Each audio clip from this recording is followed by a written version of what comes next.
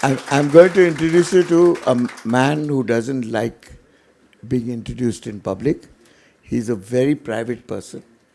He's brilliant in his own right. And we needed him desperately in all this madness to make some sense out of it. So when we sat him down and sort of vomited all over him with all the ideas that we had, which were all crazy. We're going to make students jump out of planes. We're going to put them in snake farms. We're going to make them handle snakes. We're going to make them dive with sharks. And he's looking at me, and he's an intellectual, and he's an educationist from way back. And he he looked at us and said, hang on, not so fast. One thing at a time. What do you want me to do on all this? She says, sir, first, will you join us in jumping out of a plane? He says, definitely not.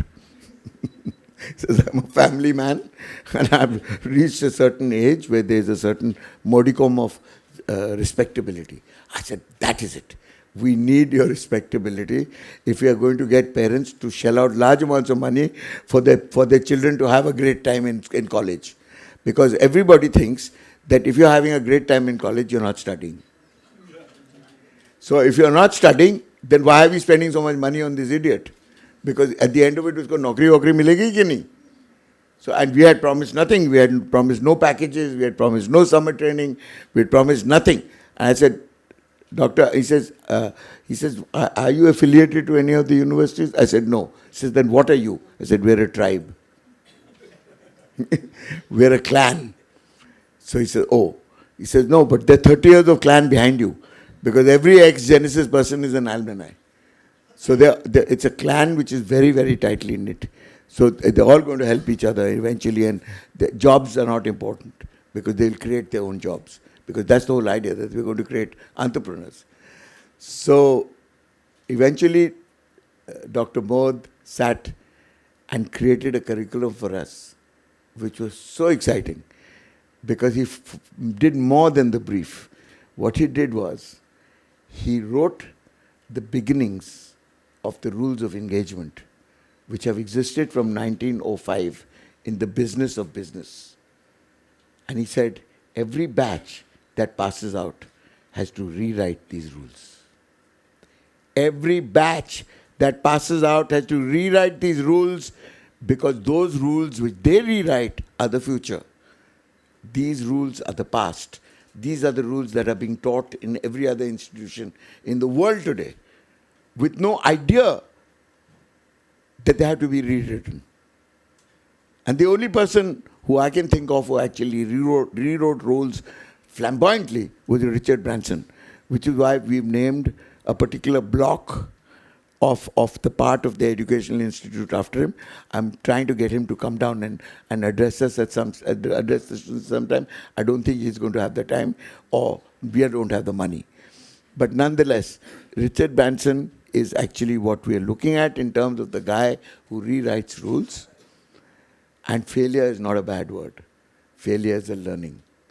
So Dr. Mod, can you come up and tell us how you actually came to terms with the fact that you were dealing with an extremely dynamic and volatile. As you said, I am the odd one out in this crowd. And when I was talking to some of his associates later on, they recreated our first meeting, which I had with Mr. Pralhad Kakar. I met him for half an hour. And in half an hour, 20 minutes he was speaking. First 20 minutes. And I was listening. And they said that clicked the deal for you. Because for 20 minutes you were listening without obstructing him, that what he is saying, so he liked you for that. So I said, okay, if that is the idea, then that is what we need to do in this program. You know, education and the way we work for living in today's world are two mutually exclusive circles. What we learn is in schools, what we learn in colleges, we don't use them in our real life. I have been chairman of Aero Society of India Mumbai branch for 10 years. And I used to go to IIT Bombay to take sessions of IIT Aerospace Department students that after studying aeronautics, why don't you people work in aeronautics field? Because all of them join advertising or finance or some other companies. So all your life, you loved mathematics, you loved physics, you loved aerospace, and then you join Hindustan Unilever and Procter & Gamble in marketing.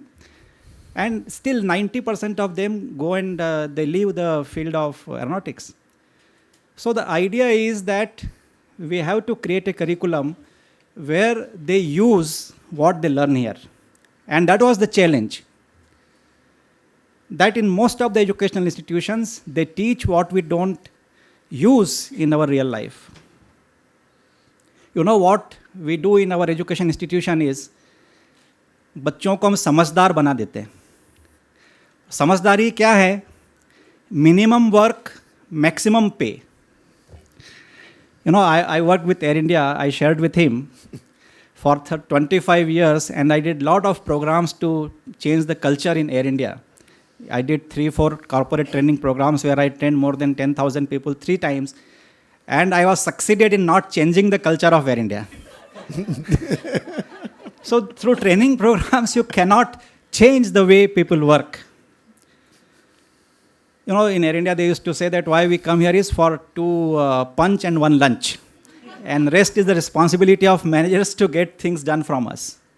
We don't want to create such people in this institution. So when I was working on the curriculum, we said that, okay, you will be doing all those crazy things, and they will be building the character and stamina for life, but they need to understand the language of business. I told him that in medical science, what we teach in MBBS is language of medicals, medical treatment, body parts.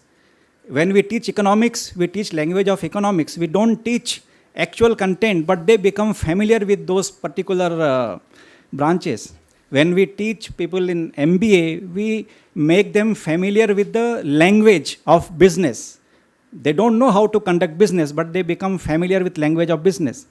But here in this particular course, when they come out, they not only learn language of business, but they must learn how to conduct.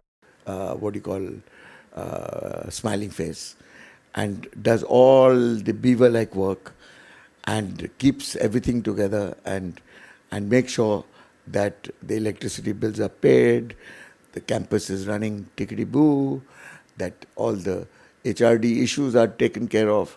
And he's the guy who actually runs Whistling Woods. Rahul. Thank you. That was unexpected. I think when Meghna told me that we were going to meet with Pralhad and talk about how to integrate his school onto ours, initially, I think like a number of people, I was like, I'm not sure about this. How is this actually going to work in terms of, there were a lot of things that they wanted to do, skydiving, scuba diving, all of those things. How is that going to play out in an actual sort of structured learning sort of format?